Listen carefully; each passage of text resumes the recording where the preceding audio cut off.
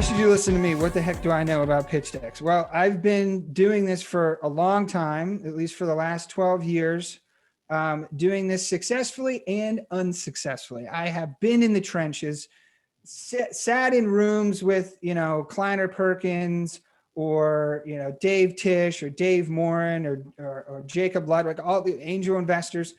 And I've gotten the emails that say, like, how can we be helpful? And not at this time. And we've flown the whole way to San Francisco and then flow the whole way to London and gotten to know and then come back. And now you're running out of money. So you got to raise again. Like, I've been through all that.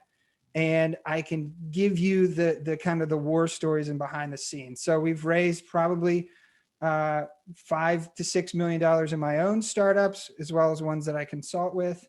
And so I've been there. So I'm speaking from experience, and I can tell you some funny stories about what works and does not work. I've also used pitch decks in a bunch of different ways. So early on in 2008, when we were going through acquisition discussions and meetings with Facebook, long, intense meetings that last all day, you're using a deck to explain a lot of those things. So when we go in to do the Facebook acquisition meeting, I have to present in front of, the Chris Cox and Adam Ossiri, head of Instagram. Like, they're all in there. You better do a good job. And then Twitter, also going through acquisition discussions, the same thing, all day meetings, presentations. We ended up selling one of our companies to Moo, and that was a 2-day discussion in London, involved a lot of pitch decks. Same with Squarespace, having acquisition discussions there. So I've used it in that context.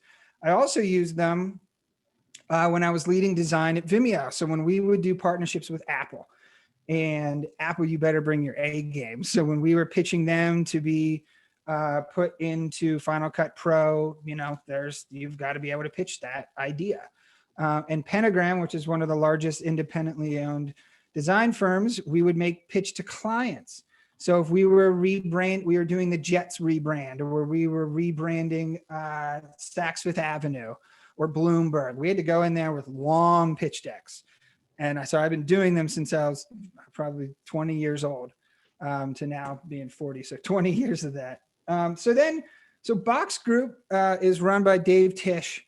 And Dave was one of our early investors. And so the way that I got into kind of the pitch deck game from just beyond my own stuff was Dave.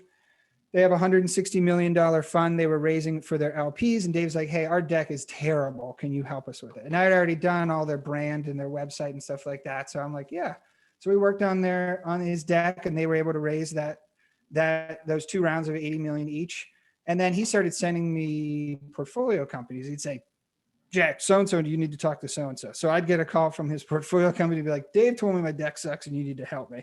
So I started doing them for a while and got to meet some really great startups, and then just started doing them for friends and then I eventually turned that into a real service, which we're relaunching in May. And then also working with the team from Air Angels, doing some cool things over there with a lot of the Airbnb syndicate, the people that made a whole bunch of money and now have their own syndicate. And so I helped the Air Angels also with their deck and the LPs, the fund that they're raising. So as far as my training background, I was a associate professor at FIT for a while, teaching design. And then I'm also a teacher on Skillshare. I've been there about 8 years. I have about 36,000 students. And my wife laughs because they're like, they've listened to you for 1.4 million minutes of you talking about, she doesn't even know half the things that I'm talking about, but I've been doing teaching online for a long time and I love it.